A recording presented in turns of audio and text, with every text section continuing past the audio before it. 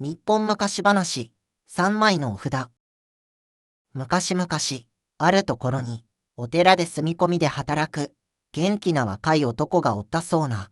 ある秋の日のこと、男は、裏山で立派な栗が山ほど取れるという噂を聞きつけ、和尚さんに頼み込んだんじゃ。和尚さん、今日は裏山へ栗拾いに行かせてはくれんかのう。山ほど拾ってきて、今夜は栗ご飯にしましょうかのう。すると和尚さんは、ほうほう、栗ご飯かの。それはええの。と笑ってこう答えおった。じゃが、あの山は日が暮れると、恐ろしいものが出るという言い伝えがある。行くのは良いが、暗くなる前に必ず帰ってくるんじゃぞ。男は大丈夫じゃと胸を張った。大丈夫ですと。俺ももう立派な大人じゃ。迷子になんてなりませんって。和尚さんは少し心配そうに。油断は大敵じゃ。これを持って行きなさい。と懐からお札を取り出した。それは、筆で呪文が書かれた三枚のお札じゃった。和尚さんはそれを男に手渡してこう言うた。もしも山で山んばに出くわし、命の危機に陥ったら、このお札を使いなさい。お前さんのみを助けてくれるじゃろう。男はやれやれと苦笑いをした。やだな。和尚様ったら、脅かさないでくださいよ。でも、お守り代わりにありがたく頂戴していきます。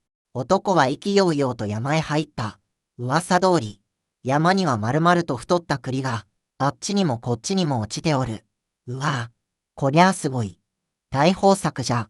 ここにも、あっちにも、男は夢中になって栗を拾い集めた。カゴがいっぱいになっても、もう少しだけ、もう少しだけと、奥へ奥へと進んでしまう。気がつくと、あたりはすっかり薄暗くなっておった。山の夜はあっという間に深まる。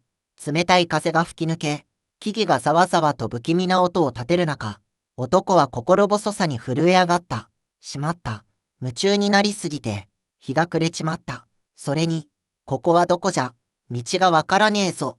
男が途方に暮れておると、その時じゃ、ガサ、ガサッと草むらをかき分ける音がして、提灯を持った。腰の曲がった優しそうなおばあさんが現れおったそうな。おやおや、こんな夜更けに、若い衆が一人でどうしたんじゃかのう。男は驚きながらも、事情を説明した。あの、俺はお寺の者なんですが、栗拾いに夢中になって道に迷ってしまいまして、おばあさんは、それは気の毒に、と優しく言うた。それは難儀じゃったのう。山の夜は冷えるし、危ない獣も出る。わしの家がすぐそこじゃから、今夜は泊まっていくとええぞ。拾った栗も、ホクホクに茹でてやろう。男は大喜びじゃ。本当ですか？ありがとうございます。助かりました。おばあさんの家は、山奥にひっそりと立つ古いあばら屋じゃった。男はいろりのそばに座らせてもらい、温かいお茶をもらって一息ついた。おばあさんは、男の拾った栗を鍋に入れ、ぐつぐつと茹で始めた。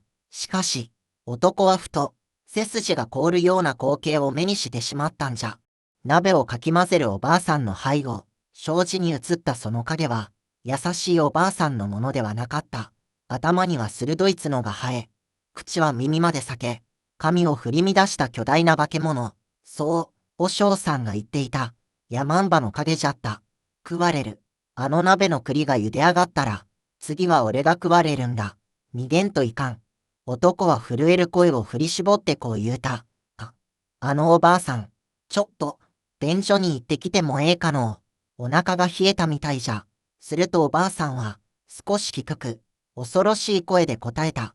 外は暗くて危ないからのう。迷子にならないように、これをつけていきなさい。おばあさんはどこからともなく太い縄を取り出すと、男の腰にぐるぐると結びつけた。縄の反対側はおばあさんがしっかりと握っておる。男はしぶしぶ、便所へと入った。便所に入ると、男はすぐに縄を解いた。くそ、これじゃ逃げられない。そうだ、お札じゃ。男は腰の縄を素早く解くと、それを便所の太い柱に結びつけた。そして、和尚さんにもらった一枚目のお札を取り出し、柱に貼り付けた。お札よ、どうか俺の身代わりになって、おばあさんに返事をしておくれ。男は便所の小さな窓をこじ開け、外へ飛び出した。しばらくして、おばあさんが外から声をかける。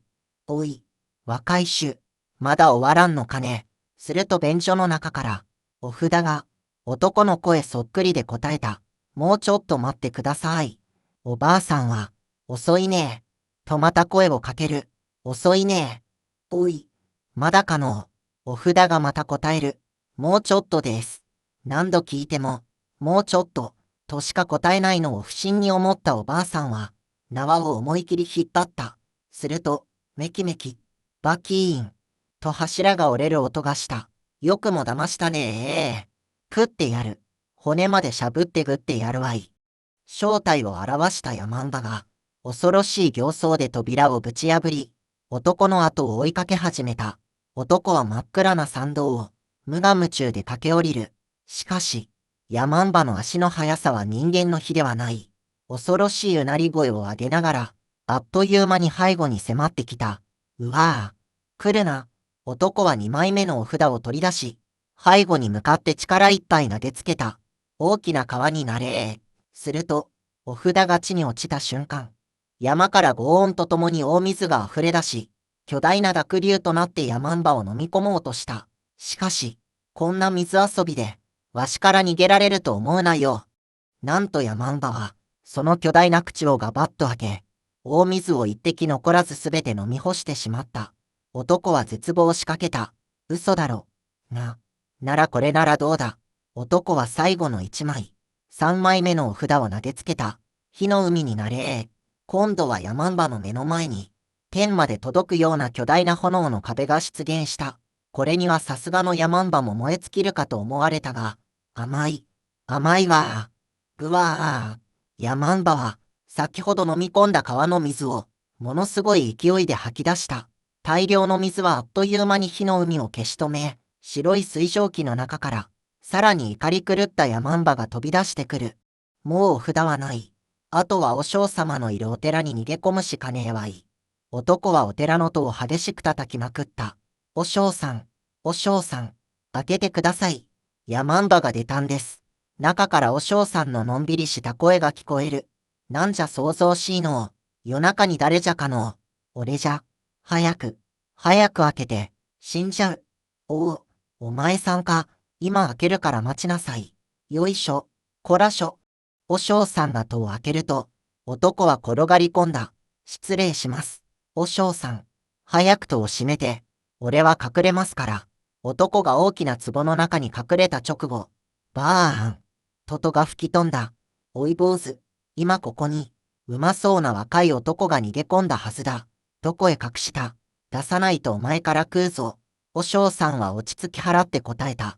ほう、お前さんが噂のヤマンバか。男のことは知らんが、お前さん、見かけによらず随分と力があるようじゃのう。力だけではないわ。わしはどんな姿にでも化けられる。大した揚力を持っておるのだ。ほほう、それは面白い。ならば、わしと術比べをせんか。もしお前さんが勝ったら、あの若者をどこに隠したか教えてやろう。和尚さんの言葉に、ヤマンバはにやりと笑った。いいだろう。何にでも化けてやるわ。それでは、この本堂の天井を突き破るくらい、大きな、大入道に化けられるかな。造作もないことよ。ヤマンバの体がみるみるうちに膨れ上がり、お寺の天井に頭がつくほどの巨大な姿になった。和尚さんは、ほほう、と感心したふりをして、見事、大きくなるのが得意なようじゃな。だが、大きくはなれても、豆粒のように小さくなることは、さすがのヤマンバ殿でも無理じゃろうな。バカにするな。わしを誰だと思っておる。見ておれ。怒ったヤマンバは、みるみるうちに縮んでいき、本当に、小さな豆粒サイズになって床に転がった。和尚さんは、しめしめ、と笑うと、しめしめ。すかさずお供え物のお餅を手に取ると、豆粒になったヤマンバをそのお餅でくるっと包み込み、パクッ、ごくりと飲み込んでしまった。夜食にはちょうどええ。腹の足しになったわい。なんということでしょう。恐ろしいヤマンバは、和尚さんに食べられてしまったのじゃった。和尚さんの起点によって、なんとか命拾いをした男。それ以来、彼は日が暮れるまで山で遊ぶようなことは、二度としなくなったということじゃ。おしまい。おしまい。